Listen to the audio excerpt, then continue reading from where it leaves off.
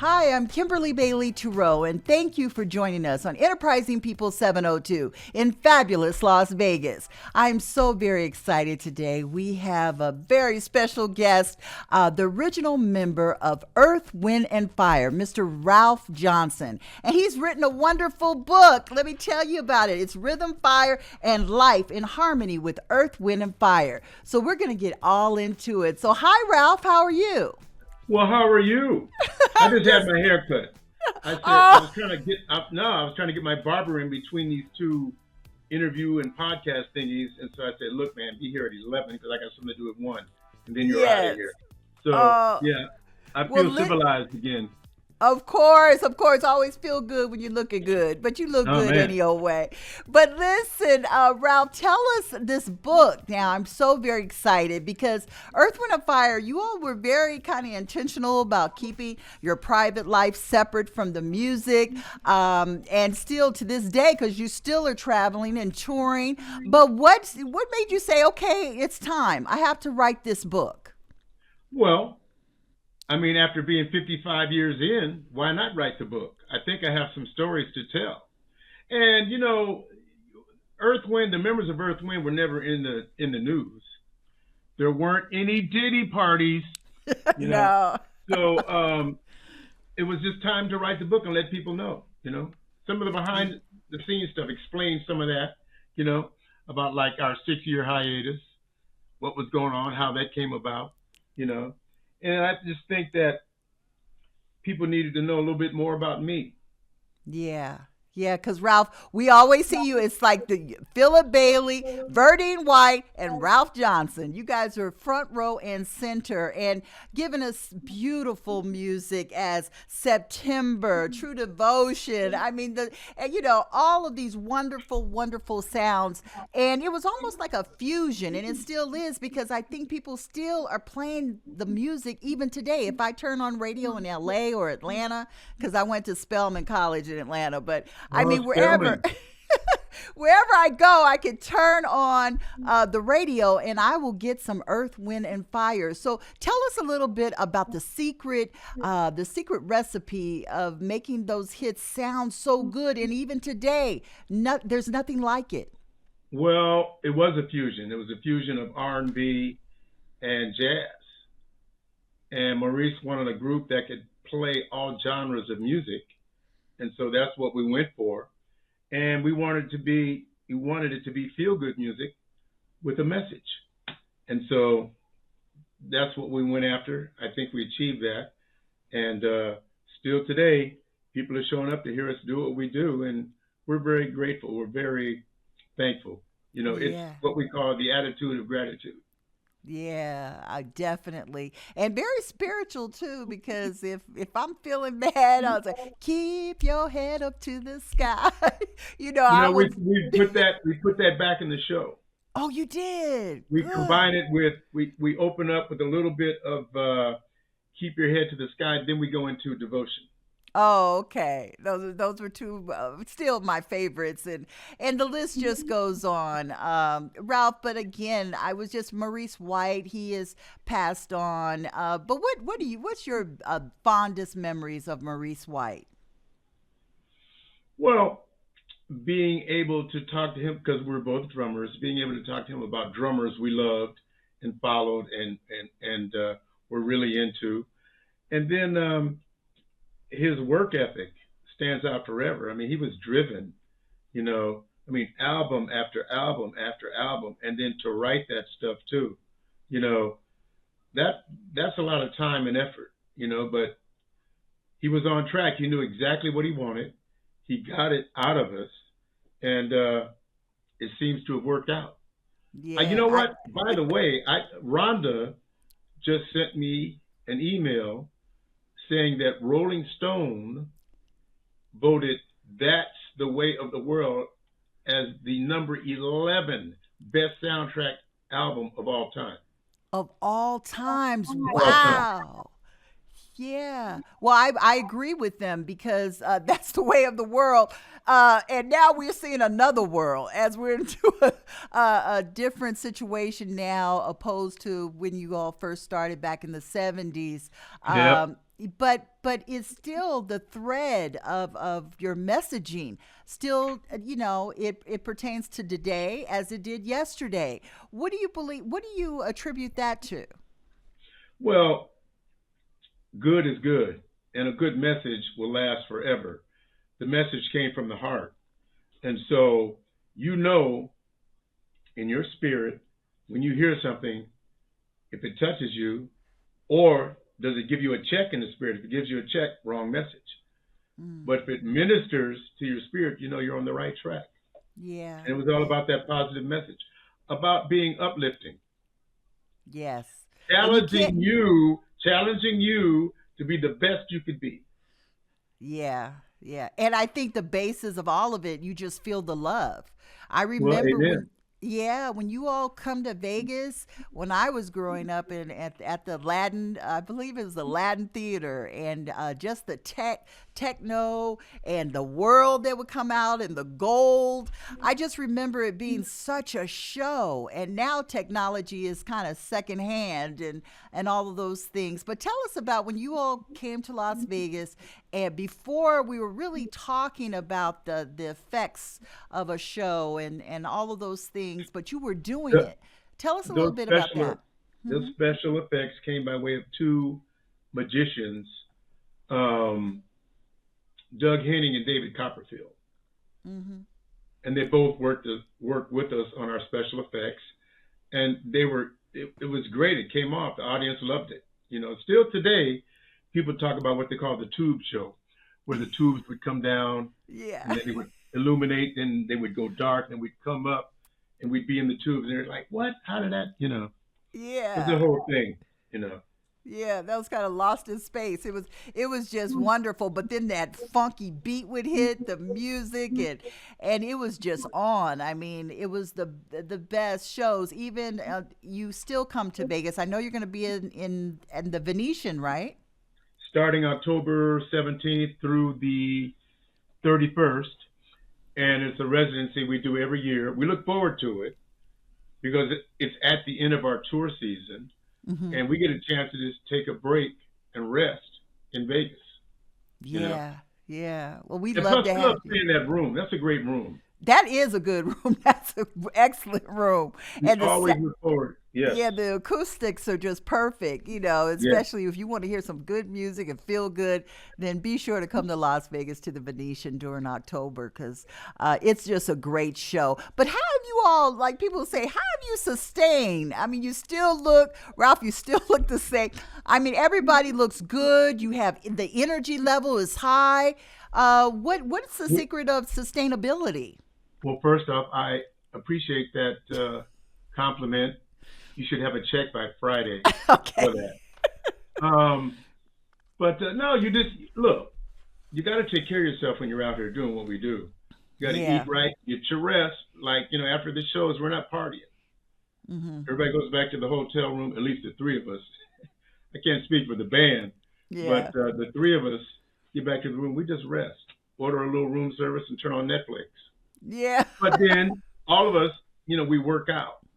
Hmm. I'm like on the tennis court twice a week, and had I not had the interview with you this morning, I would have been on the tennis court. Okay. However, I'll be on again Thursday morning because that's twice a week, and then I'm in the dojo because I'm a martial artist, so I do that twice a week also. Wow. I was wondering if other groups that are around today, when they get an opportunity to talk to you about Earth, Wind, and Fire and music, what are some of the key questions they ask? I know that you said that you like Bruno Mars and you actually, Well, Jay-Z sampled one of your songs. So I was wondering, what do they ask you? well, I think the elephant in the room is how did you do it? Yeah. And I tell people Earth, Wind, and Fire was the right group at the right time with the right record company with the right record company president, who at that time was Clive Davis, Hmm. and he was very hands on. He directed our flow, And Clyde, being the songman that he is, combined with Maurice's talents, it turned out to be quite a thing. Mm. And like I said, you're a drummer, but then you all would have the horns, and it was just such a combination of. I remember Robert Brookins would play the Yeah. keyboard for a Hmm. while. Hmm. Um, and all that coming together with sounds, but now most artists are just pulling it from the machine, pulling it from technology. What's the big difference between the real horns, the real drums versus what's in a computer? The answer's in the question. Real horns. Real horns. Real players on stage who can really play anything they Mm. want. That's what we have in Earth, Wind, and Fire. Doesn't matter which way you want to go with the direction of the music, we'll play it. And that's what Maurice wanted. He wanted musicians in the band that could cover it all, and that's what he got. Yeah. What do you think we're losing as far as music? What are we losing now opposed to what we had yesterday? Um, I think we could very possibly be losing our ability to create from the ground up, make Mm. it and keep it organic, as opposed to, and I'm surrounded by keyboards, um, as opposed to going to the drum machine and doing it just as take a live band in the studio and cut it. Mm. That's the difference. Music is a feeling thing, and computers don't feel. They can reproduce, but they don't feel. You take away Yeah. when you start using computers and machines to create your music, you take away the human element, Mm. and that's Okay. that feeling. And a computer, and I don't care how much AI you go to, okay, cannot they can't reproduce it. They can certainly try, but there's that human aspect. There's that human feeling that comes with creating something from the ground up. Yes, yes. And I was wondering because you're on the road still, you all have a busy schedule. How did you find the time to sit down and write this book, Rhythm and Fire, A Life in Harmony with Earth, Wind, and Fire? When did you find that time? Well, during 2024, I sat down with my writer, Rory Pullins, who is the former head of the Duke Ellington School of the Arts in Washington, D.C. Wow. And we became the best of friends. And so for every week during the year 2024, we sat down in my living room and he turned on his tape recorder, went to his tablet of questions, and we just started going. And we just kept compiling information, you know. And we looked up and we had a manuscript, which we turned in, you know. Wow. And they liked the idea. We had to do some serious editing, you know. And now everybody's happy. The biggest thing I had to fight for was the cover, Yeah. because Yeah. I was And what determined to have an Earth, Wind, and Fire influenced cover, and that's why you have the phoenix on the front. yeah. Yeah, the Phoenix, and what, because the Phoenix has always been there as it relates to Earth, Wind, and Fire. But how did you all connect with the symbolism behind the Phoenix? Maurice brought that about. You know, it was all his idea, Hmm. and he was very much into Egyptology. You know, and a lot of what you see, especially in the All in All cover that you open up, you see all these symbols, religious symbols, and what have you. He was into all of that. He was into studying all of that. Yeah. Well, and I'm so curious because now, reality TV and the tabloids and everybody's in everybody's business. But Earth, Wind, and Fire has maintained this intentional kind of privacy of distinction. And other people, they just let it all out there, what they feel about something happening or not happening. Why is that so wrong or so right? What do you think about that? And you know what? It depends. First off, I will say all of us are products of our socioeconomic backgrounds. Mhm. And so, as we were coming up, yeah, we would hit some parties, but I mean, we just never got involved in controversy and chaos. a lot of that was going on, but, you know, man, in the 70s, LA was a cocaine capital of the world, Mm-hmm. you know, and we just never went in that direction, you know. Maurice turned us on to books to read, like Psycho-Cybernetics by Dr. Maxwell Maltz, which has to do with self-image psychology. But then there were books by Napoleon Hill, The Master Key to Riches, Laws of Success, you know. And so we were into that stuff. Mm-hmm. And we're all great chess players, too. Oh, so the right moves. The right moves, that's right. Making Because those moves. life is a giant chess game anyway. It You is. can It make the is. But right move or you can make the wrong move. But what you have to understand about life is that your decisions have gravity. mm, People don't yeah. realize that, but your decisions, those decisions you make have gravity, and you need to really think about your direction and where you want to go, because it's your decision making that's going to get you there. Yeah. Make the Well, wrong what? decision. For instance, I mean, let's take Uh-huh. someone who may have, coming up, got hooked on drugs. Okay, Yeah. well, look, right now we're all on the main road, but when you make that left turn and get off the main road and go to that route on the drug thing, trying to get back on track Mm, is a tremendous task, and most people don't make it. yeah. And many people, especially with the legalization of marijuana, everybody's, and that's one thing I've never done because I knew I didn't want to get that whooping, so I stayed far away from those kind of things. But music was my thing.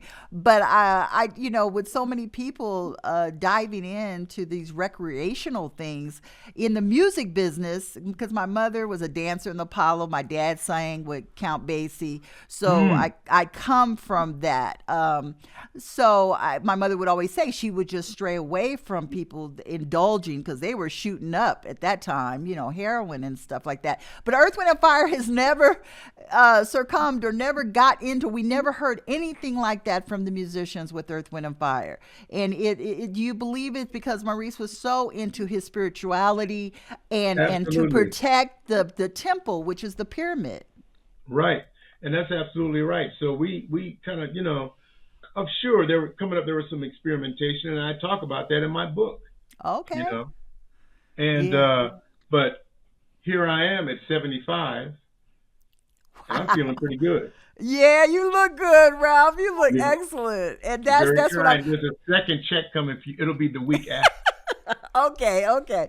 But I was wondering from a business standpoint, the strategic plan. What's Earth, Wind, and Fire's like? What is the strategic plan for the group, or do you all discuss that? Maybe 5 years, 3 years from now. What is it that I know you have the Questlove documentary coming out? That's That's going to a, be. well, Mhm. that's a very interesting question about the plan. Um, I have said that after I turn 80, I don't plan to do it anymore. Hmm. Yeah. And the thing is, I missed my sons growing up, their birthdays and graduations. Now I have 6 grandkids. Wow. So I don't plan on missing out on the activities with them. I can't be there for them if I'm on the road. Look, I've done very well with Earth, Wind, and Fire. I have no complaints, you know, and, I'm going to give this a few more years, and then I'm going to step away. Yeah. Well, you're a writer too, so you write songs because Jay Z sampled one of your songs. Yes, he did. And yeah, tell us Never about forget that that. phone Tell us about call. JJ. Yeah, summer of what, 2001? Yeah. I got a phone call, and I pick up the phone, and the voice on the other end goes, "Yes, is this Ralph Johnson?" I said, "Yeah, sure." He says, "Well, you've been sampled." Now, I had never been sampled. Now, other guys in the group had been sampled. Earth, Wind songs had been sampled. Excuse me. But I had never been sampled. So I said, "Well, who sampled me?" He says, "Jay-Z." I took the phone. I said, "The Jay-Z?" He said, "Yes, the Jay-Z." I said, "Let me give you Rhonda Badikian's phone number, Yep. because she handles all my publishing and copyright stuff. Yeah. And man, it's been a wonderful ride. Jay Z first on his Blueprint CD. From there, Keisha Cole sampled it. From there, Drake sampled it, Wow. and then Queen Naija with Big Mm. Sean sampled it. That tune was called "Hate Our Love." Turns out I got an ASCAP award, the Rhythm and Blues Award for 2024, and that song continues to create revenue streams. You know, Mm. and I never thought I'd be sampled. The producer of the track for Jay Z found this album that I had done for a little obscure label in Los Angeles, Hmm. and that tune that he sampled is called "Sounds Like a Love Song." And Mm. Jay Z took it, and it was never a single. Yeah. It was just on the CD. So I was like, man, what? So I call that grassroots marketing. Yes. Yeah, that is awesome, Ralph. What a story. Because people, admire Jay Z and Drake and all those wonderful names. But, do you think that as far as creativity goes, because Maurice, Philip Bailey, you all knew where to pull from, which is, I believe, in your heart and soul, because you were so attached to spirituality. Do you believe that people that don't have that spiritual connection will lack in some way when it comes to having the creativity to produce the next great hit? I think your possibilities are broader if you do have a spiritual connection, Okay. because you can call on a higher power to help you create.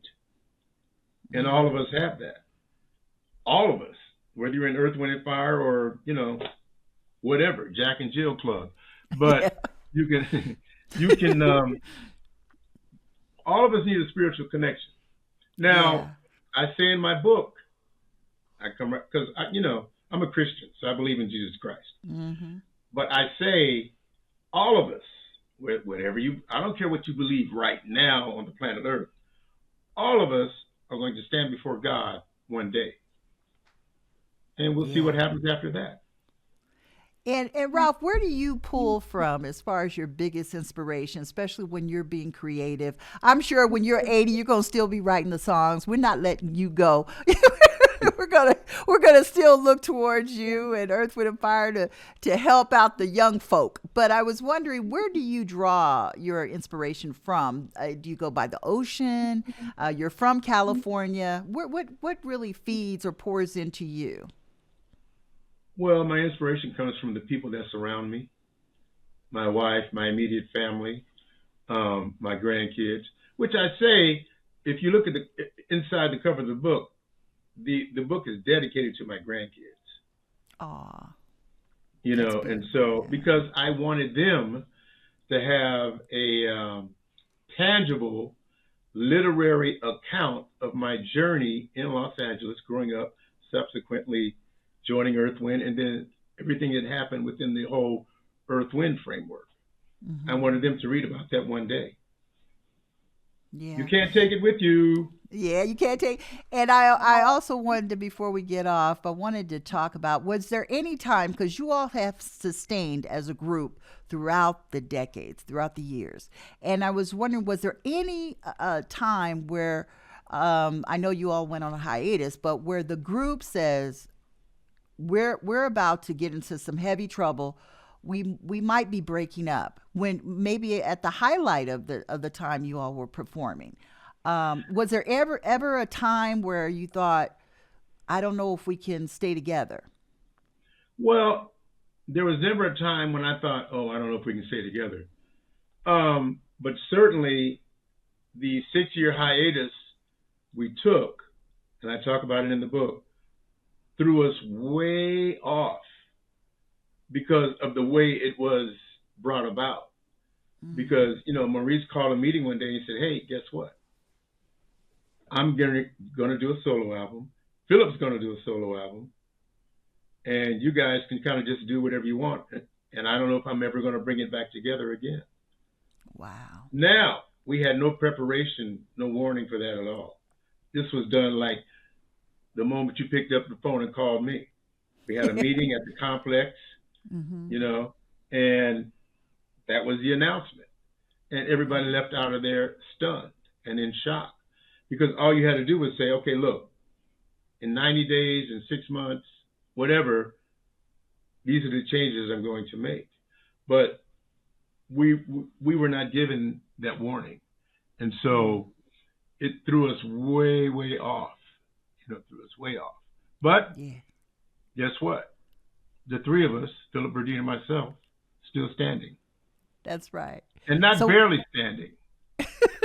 you all understand it. But now when you all came back together, you toured, you went on tour, that performance after you got back together. What shocked you the most? What did it The shock lack you? of the Yeah. lack of audiences. Mm, You can't stay away for 6 years and then come back and think you're going to slay the world because yeah. they've moved on to other artists and other Hmm. music. So there were quite a few nights when we went out on that '88 Touch the World tour where we were like, man, what happened? Because you see, look, if your record company is not behind you, Hmm. you got nothing. Who's promoting you? Who's doing the marketing? That is the record company's responsibility. And at Hmm. that time, since we were just coming off a 6 year hiatus, we might as well have been a new artist. Yeah. You Now know? the documentary Questlove is doing on Earth, Wind, and Yes. Fire. Yes. What can you tell us about that? Well, I can only tell you that it was time for that documentary. Maurice's son, Cabron White, is one of the executive producers. And like the book, like my book, it was time. It's time. How much?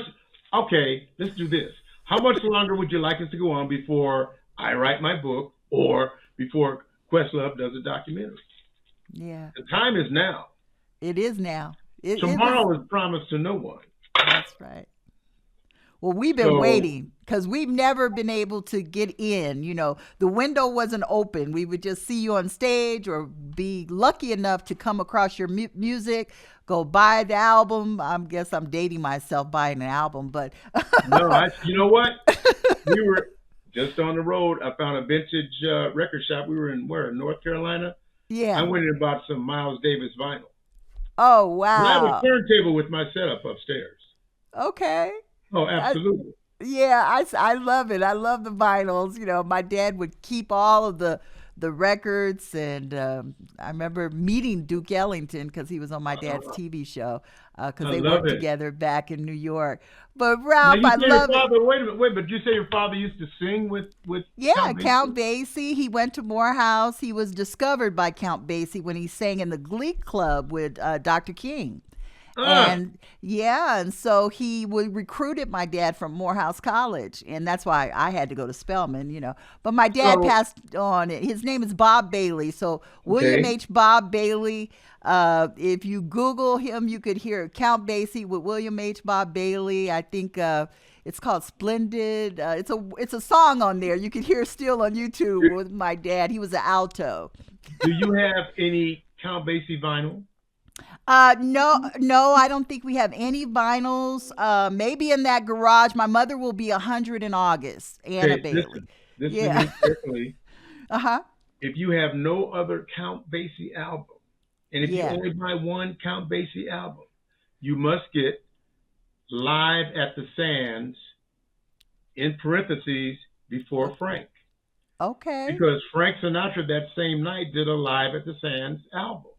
Oh Count Basie wow. was playing behind Frank Sinatra. Yes, I So remember they that. recorded a whole album. You have to have this. Live Yeah. at the Sands before Frank. Okay, I gotta get it. I remember I met when I talked to Quincy Jones one time. I told him who my dad was, and he goes, "Yeah, I know your dad." And also Dizzy Gillespie. I was Yes. lucky enough to meet him before he passed. But Ralph, I'm so excited about this book because I love to read a good book, Rhythm and Fire: The Life in Harmony with Earth, Wind, and Fire. And I wanted to talk harmony. Why did you feel as though that word was necessary in the title? Well, the publishers came up with that whole title, and I was happy with it. Yeah. And not at all times was there harmony. Mm. There were some rough points, Yes. but it's about your resilience, how you bounce back. See, the book isn't just my memoir. There's some life lessons in there. They have to do with commitment, faith, resilience, trust, humility. Those intangible things are important in your life. It's not the stuff we buy. It's not this phone. It's not this keyboard, this computer. It's the intangibles. Yes. That's what builds your character. Definitely. Well, we're I'll going to get get off this my book. soapbox now.